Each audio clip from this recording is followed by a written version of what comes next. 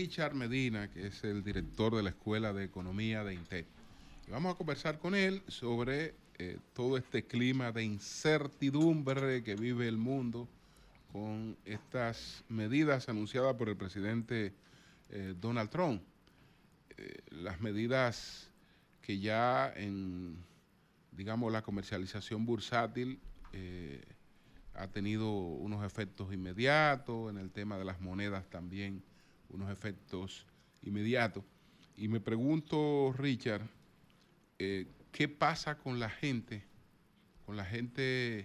que no tiene posibilidad de esperar, con la gente que no tiene posibilidad de ver si esto es pasajero, que cualquier brisa lo desestabiliza en términos de las economías informales en todas partes del mundo?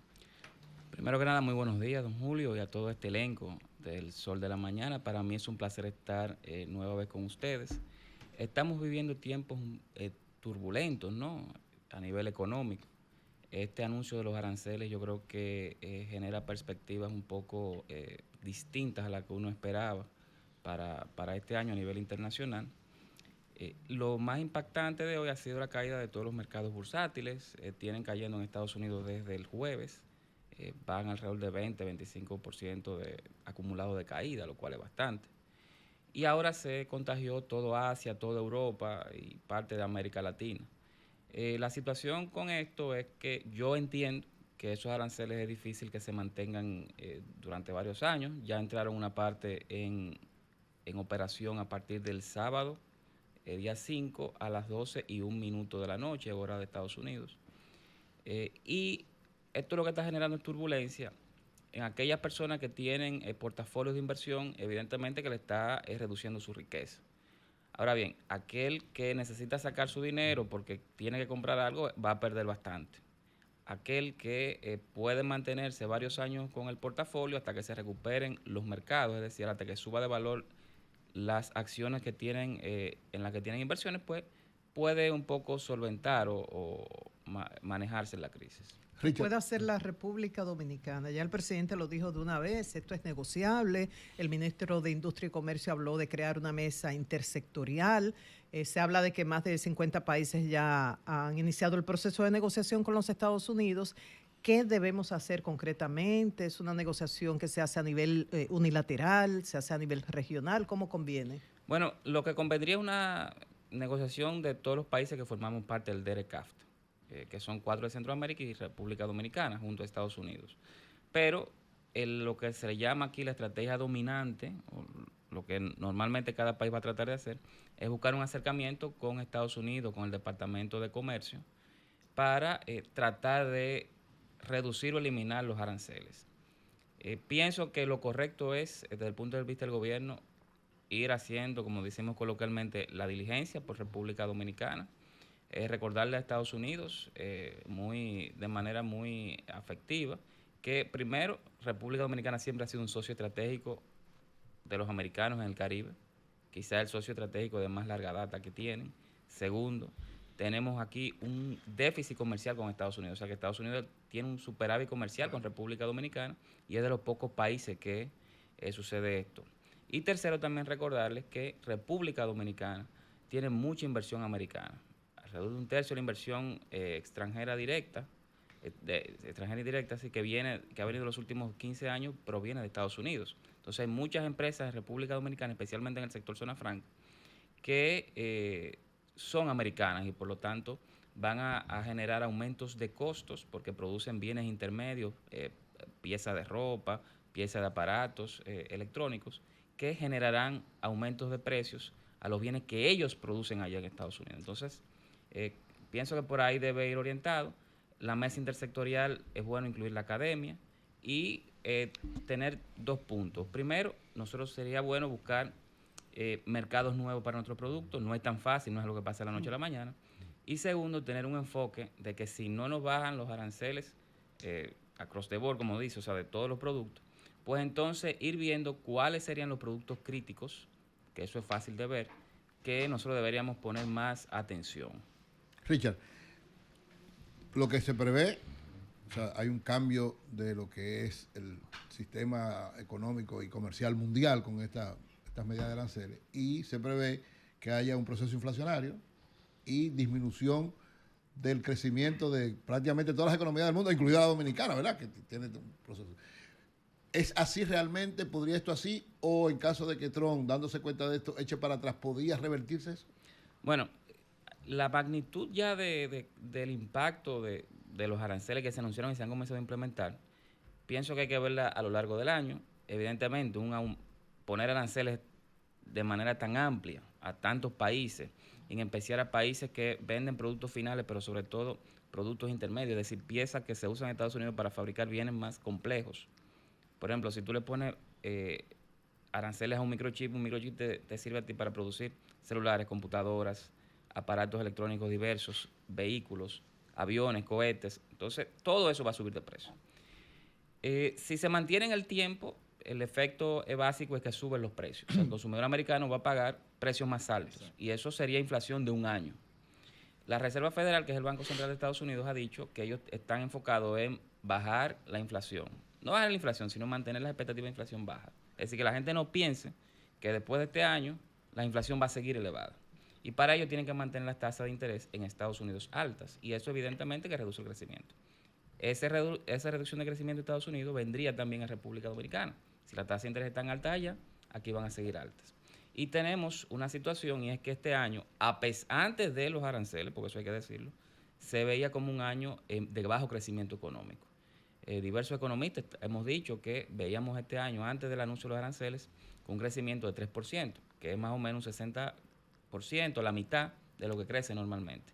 Y eso se debe básicamente a que tenemos tasas de interés altas, pero también a que el gobierno no tiene holgura alguna para incentivar la economía vía más gasto en obras públicas, el llamado gasto de capital. La inversión pública. Claro, el cual este año se proyecta como el más bajo desde 1990. Pedro. Richard, leí ayer un escrito en uno de los periódicos internacionales de los productos, por ejemplo, como la industria textil estadounidense, que la mayoría, más del 90% de su fabricación se produce fuera de Estados Unidos. Hablemos de Nike, hablemos de Adidas, hablemos de todas esas grandes marcas que se producen en China, se producen en zona franca como la de aquí y otros territorios, y que van a estar impactadas con ese aumento arancelario del presidente Trump. Los empresarios que compran tienen un mecanismo de solventar esa subida aumentando el precio de ese producto. Ahora, ¿cómo será para lo que decía el maestro Julio, el obrero, el empleado que depende de un salario, que no tiene otra alternativa para él compensar ese producto que él necesita, si no es con el salario que él devenga semanal, quincenal o mensual? ¿Cómo impactaría esto la vida de esta gente? ¿Una recesión, una disminución? ¿Tú qué has estudiado de esto? Bueno, ubiquémonos en China y Vietnam, que son los países que exportan o le venden a Estados Unidos más del 70% de los textiles y calzado que consume el mercado americano. A China le pusieron unos aranceles, le habían puesto 20% y ahora le pusieron 34%, van 54%. A Vietnam le pusieron un 46%. El presidente de Vietnam está buscando una negociación con Donald Trump, los chinos están siendo más fuertes, están presionando de otras maneras, pero asumamos que se mantienen esos aranceles en el tiempo.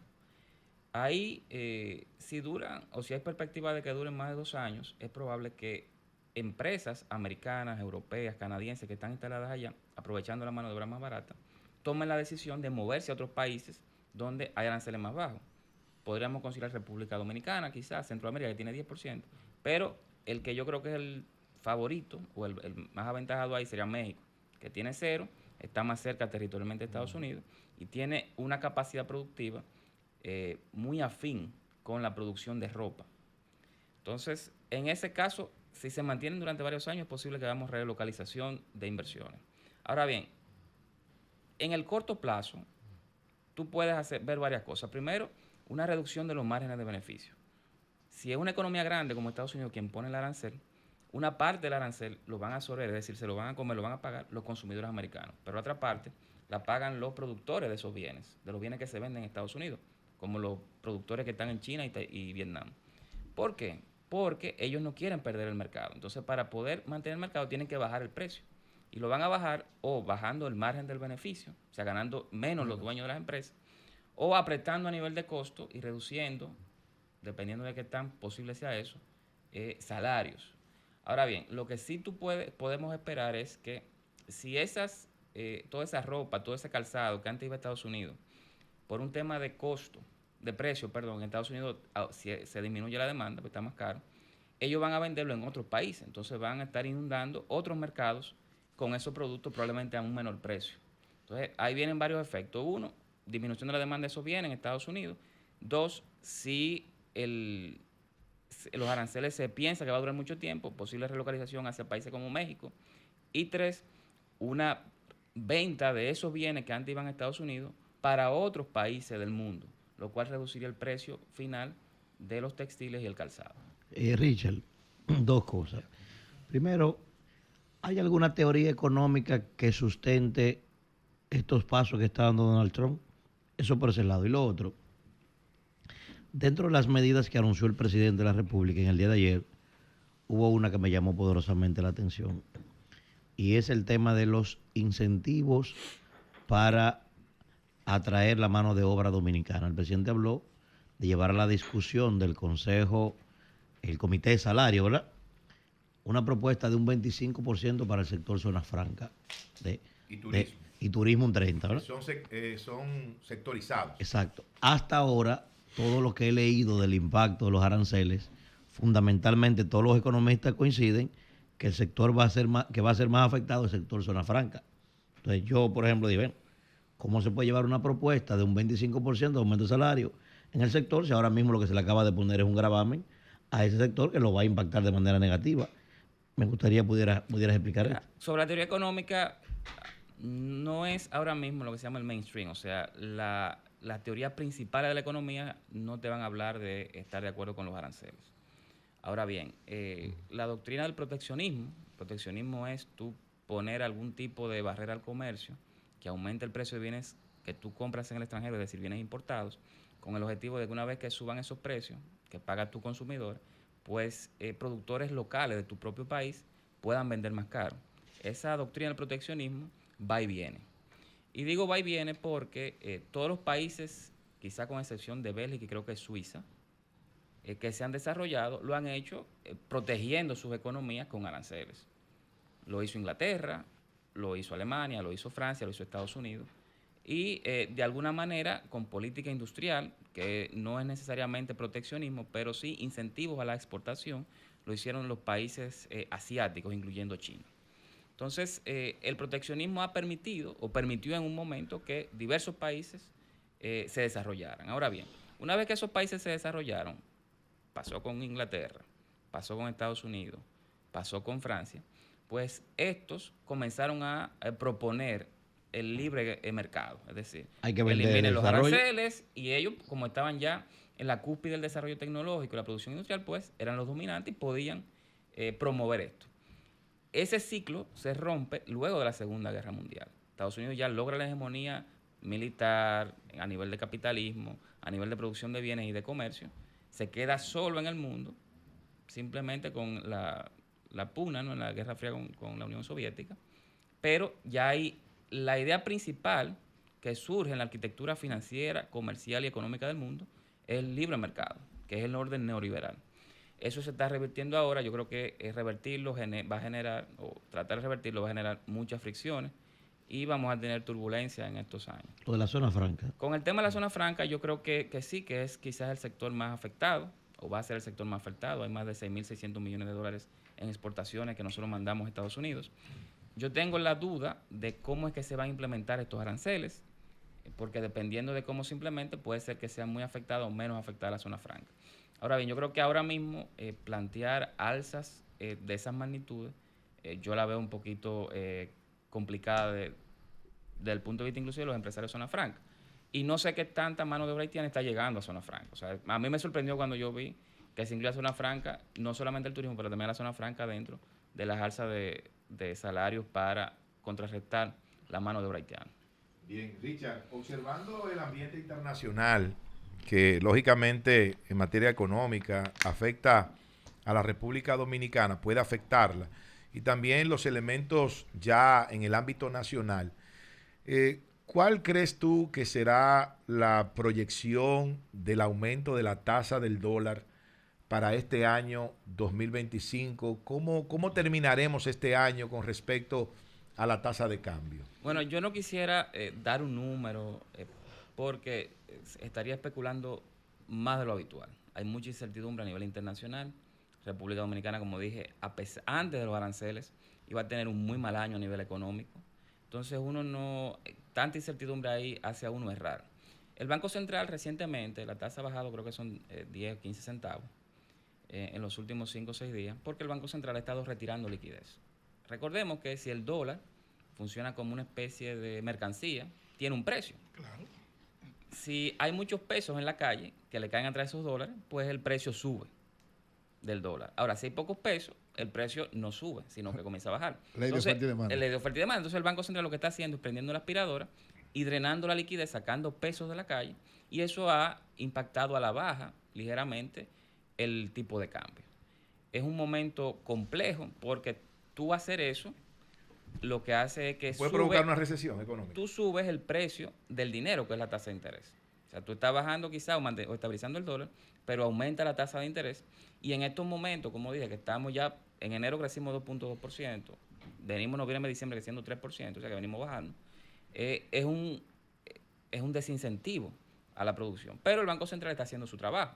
Es un momento bastante complejo desde el punto de vista de internacional y para la política monetaria. Lamentablemente no tenemos una política fiscal, es decir, un gasto del gobierno ahí para incentivar la economía, que es lo que está faltando. Pero por otra parte, porque parece una contradicción, que estamos hablando de una pérdida del valor del dólar a nivel mundial.